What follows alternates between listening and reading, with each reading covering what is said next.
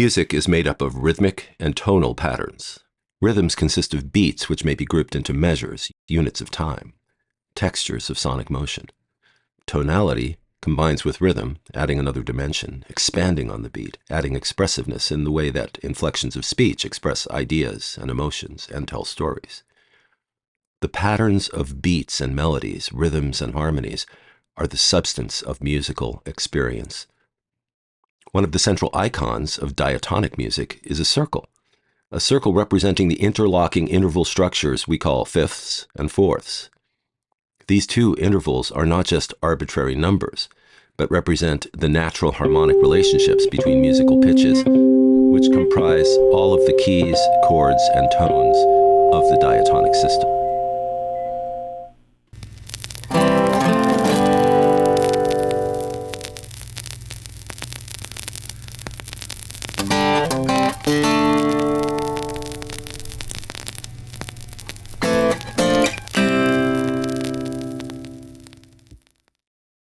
Four.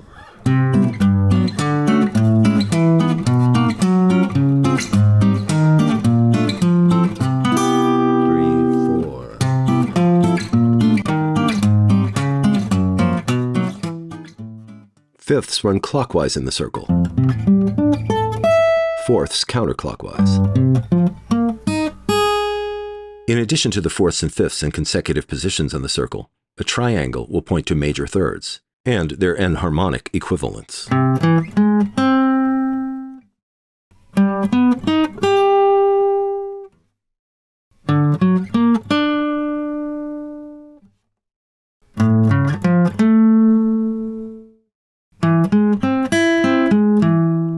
The corners of a square will show us minor thirds and their enharmonic equivalents.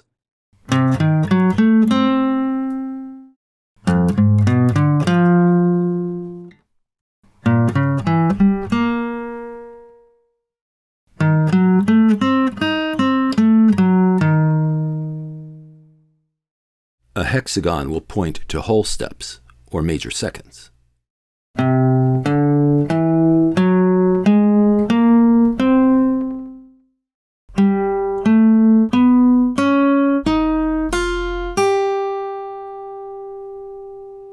The outer ring of the circle represents major, minor on the inside.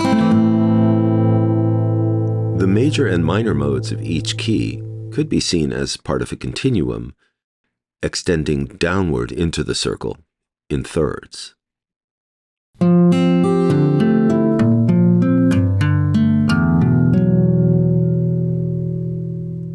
The three minor and three major chords of every key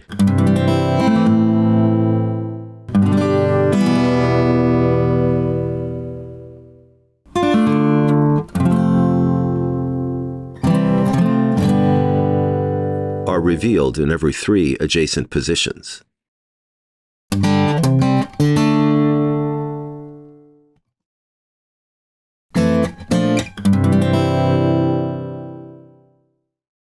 Any position on the outer ring of the circle can be labeled 1 and become the tonic of a major key and the root of that key's tonic chord. On the inner circle next to it, its relative minor, the 6. Counterclockwise, we'll find the 4, and its relative minor chord, the 2. Clockwise to the 5, its relative minor, the 3, and we'll return to the tonic. But the circle is not simply a tool for finding 1-4-5 major and 6-2-3 minor chord patterns. Its original and primary function is to organize diatonic keys and their key signatures for purposes of composition and harmonic analysis. The key of C, the natural key with no sharps or flats, is at the top. Keys with sharps are on the right side of the circle, and keys containing flats are on the left.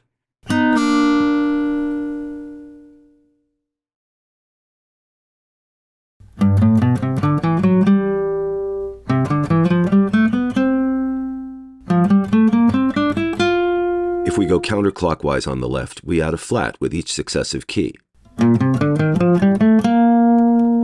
If we go clockwise on the right side of the circle, we add a sharp with each successive key. From From the key of D, the second key on the right side of the circle with 2 sharps, we'll go to the third key on the left side of the circle, E flat, which has 3 flats and 4 natural tones. Likewise, the third key on the right, the key of A, has 3 sharps and 4 natural tones.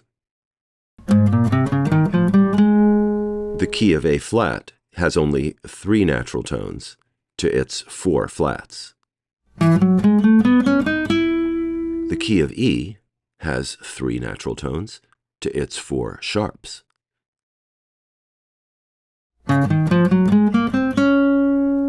D flat is the 5th key on the left side of the circle with 5 flats and only 2 natural tones.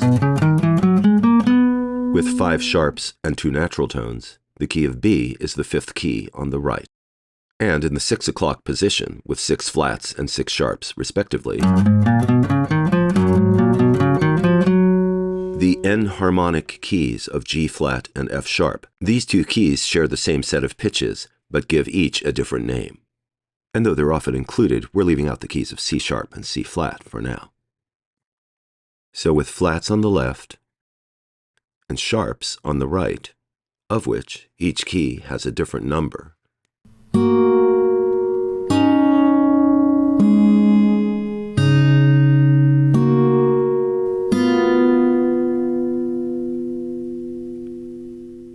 we have a circle containing every key in the diatonic system, every note in every key, and a logical way to explore and examine the harmonic relationships between them. Let's consider pentatonic scales. Any 5 consecutive positions on the circle comprise the notes of a pentatonic scale, organized in fourths and fifths.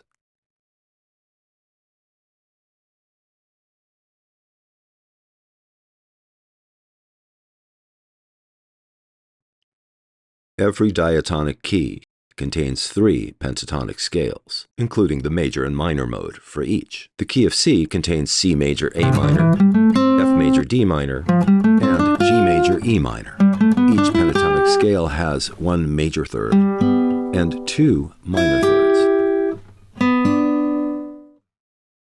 Extending each sequence by 2 notes gives us all the notes of every diatonic key arranged in fourths and fifths. The major tonic will be the second note in each sequence. The minor tonic will be the 5th note. Going clockwise from the first note to the last, the first note will be the 4th of the key, and the last note in each pattern will be the 7th of the key. These end notes span the diameter of the circle, forming the tritone of each key. The tritone splits octaves and connects keys by creating tension that can lead from one key to another.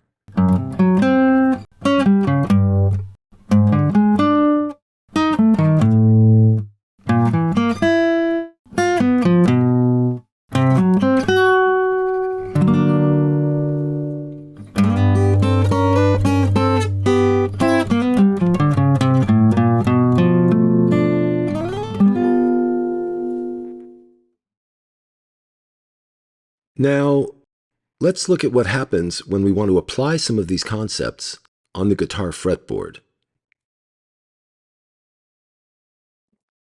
The guitar is tuned in fourths ascending,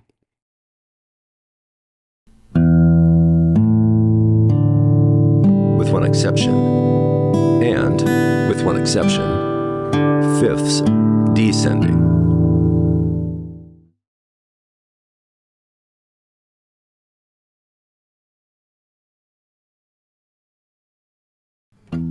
Fifths can also be found by going diagonally from one string to another and skipping a fret as shown. Though between the G and the B string, that pattern of fifths will give us a tritone, and the tritone can be found between other pairs of strings just by going from one string to the next and one fret to the next.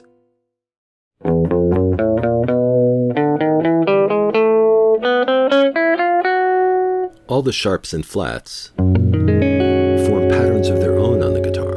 How do we know when to call a note sharp or flat? Take the note we could call A sharp or B flat. B flat is the fourth of F, and A sharp is the seventh of B. Context will tell you which is which. Since every key has 7 notes, and there are 12 notes in the entire system, there are 5 notes missing from each key, and those 5 notes form a pentatonic scale of their own. In the right order, they also form a 6-9 chord. The 6-9 chord shares its root with the major pentatonic scale. This F6-9 consists of the notes missing from the key of B.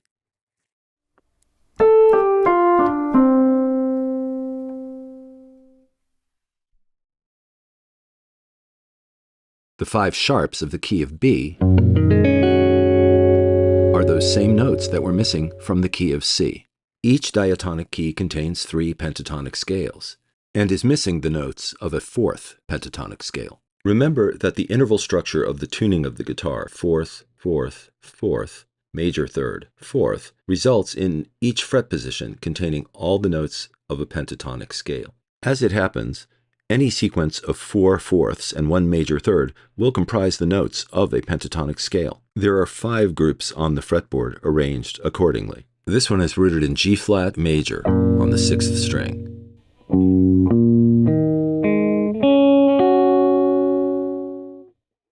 This one has a major 3rd on the 4th string, E major.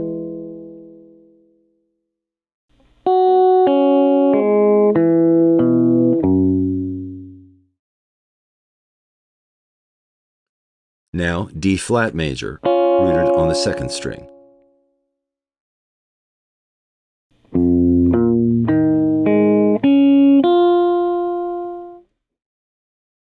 B major on the 5th string.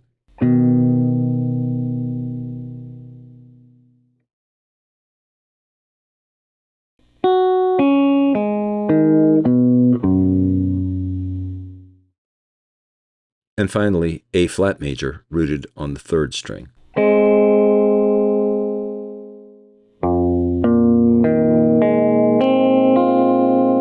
Keep in mind that every pentatonic scale has a major mode and a minor mode. In this case, the major mode, tonic, is A flat. We'll call that 1.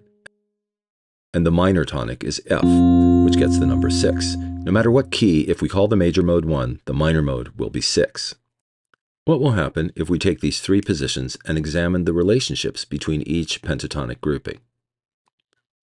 Each position will have a major tonic on the 3rd string and its relative minor tonic on the 6th and 1st string. For now, we'll just label the 6th string minor in the diagram. The notes of the pentatonic scales of G major E minor and A major F sharp minor are all in the key of D. So the G major and A major pentatonic scales are the 4 and 5 of the key of D respectively, which also means that the E minor and F sharp minor are the 2 and 3 of D. So while the 2 blue groups both represent the key of D, the yellow outline group in the middle is the tritone-related key of A flat. We'll come back to this concept a little bit later and see how it plays out across the entire fretboard. Meanwhile,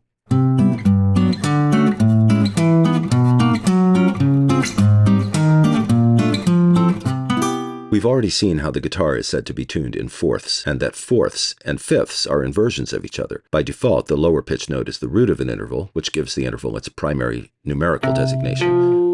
But any interval can be inverted. When moving around on the fretboard, it may be more practical to play an inversion than a root position interval, depending upon where it fits in the overall scheme of the music. Here, we'll plot out the paths you might follow on the 2 lowest strings when playing the notes of the circle of fifths in sequence starting from C. We start with an inversion, then a root fifth, inversion again, root fifth, inversion, root fifth, inversion, another inversion. You can see how this is going to go. Let's hear what it sounds like.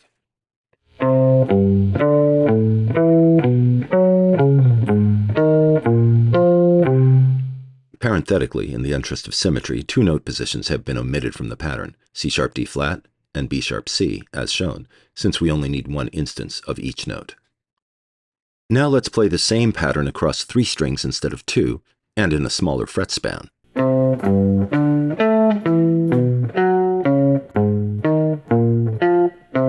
Both directions this time.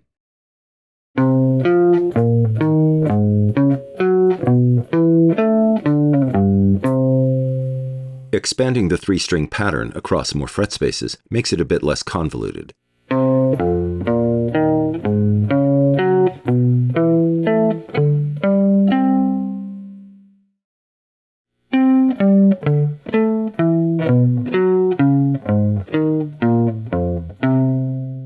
Let's move the pattern one string up.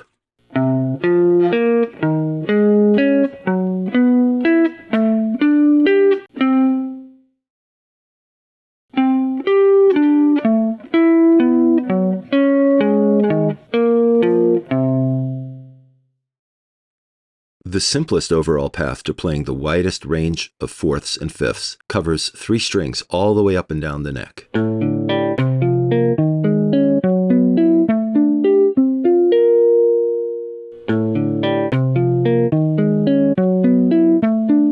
There are many symmetries within the diatonic system. One of the more fascinating aspects of diatonic symmetry is the relationship between natural tones and the sharps and flats, like we might find on the black and white keys of the piano, for instance.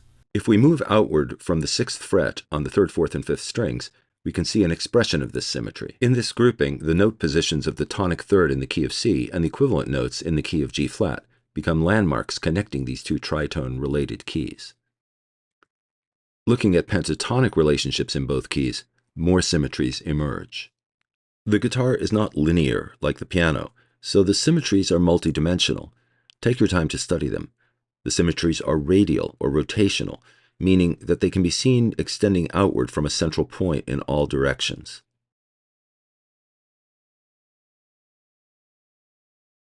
Here, the notes of C major pentatonic are highlighted, with the tonic third of the key outlined in blue. Now let's highlight G flat major pentatonic and outline its tonic third in blue. Because there's only one major third in each pentatonic scale, it will define each scale's interval symmetry. Returning to a wider view, we can see that each alignment of three adjacent notes on any fret position is a 1-4-5 pattern. The middle note is the 1, the upper note is the 4, and the lower note is the 5. These note positions are the roots of all the major and minor chords in every key. Here are the three major chords in the key of C, rooted on the three lowest strings, and the three minor chords rooted on those same strings. The major chords on the 3rd, 4th, and 5th strings, and the minor chords as well. On the 5th fret, we find the notes of the C major A minor pentatonic scale aligned. The open strings in the 10th fret comprise the two other pentatonic alignments, which we'll call axis positions, and we'll number them based on the key degree of their lowest and highest notes.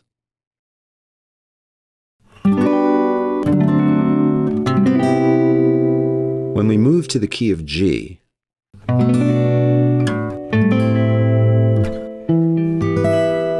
the next key in the circle of fifths,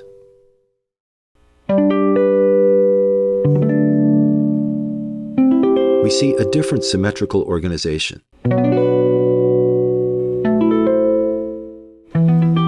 Axis positions 2 and 3 that were formerly at the 10th and 12th frets, respectively, are now on the 5th and 7th frets, while the 12th fret and open strings are now the 6th axis.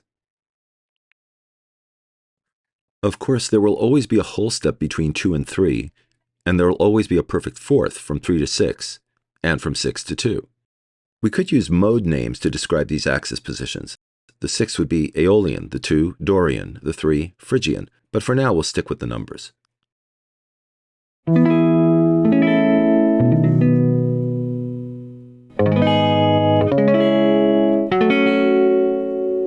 Notice the relationships of the major and minor chord roots to the axis positions.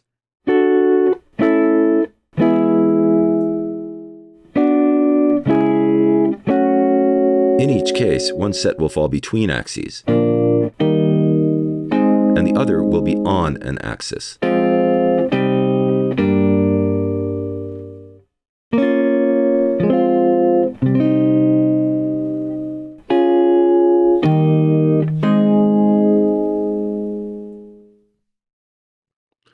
The lattice of notes on the guitar can be confusing, but we can find melodic and harmonic pathways by learning a few basic patterns and understanding their logical structure.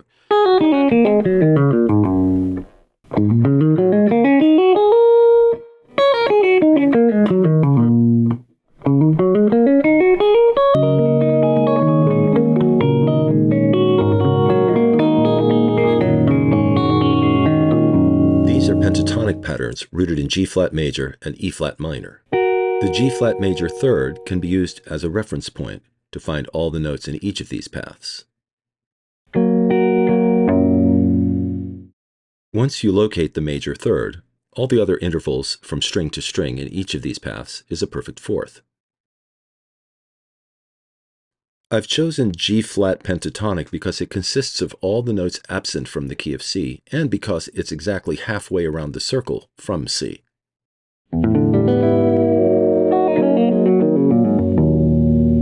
If we tune the guitar down a half step to E-flat standard, the symmetry of these patterns will be much clearer, as will the symmetrical relationship between G-flat and C. Notice the open strings in 12th fret are axis positions in which the major tonic is on the 3rd string and the minor tonic is on the 1st and 6th strings. We can call these the Aeolian axis or just the 6. Isolating the 3 low strings simplifies the geometry.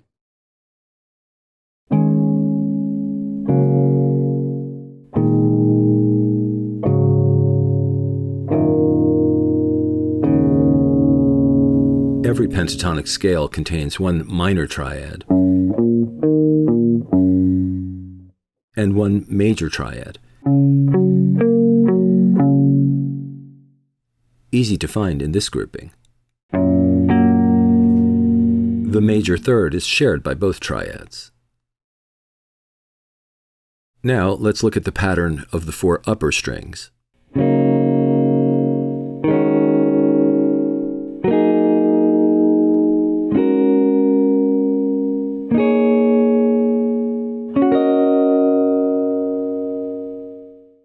The minor triad and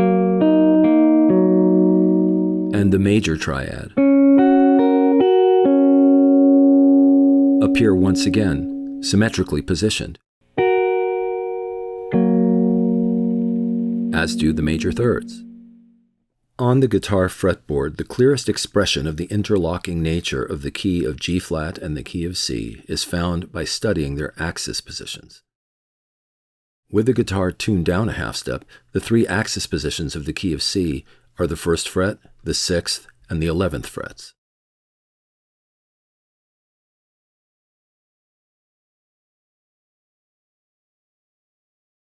The axes for the key of G-flat are found on the open strings, the 5th and 7th frets, and the 12th fret. The equivalent degrees of both keys will always be a tritone apart, and so their equivalent axes are a tritone apart. In the fret spaces not occupied by the axes of C and G-flat, we find the axes of the keys of A and E-flat. This juxtaposition of these 4 keys on the fretboard is precisely analogous to the positions of the same 4 keys in the circle of 4ths and 5ths. Returning to E standard tuning, let's see how the tritone can act as a pivot between keys.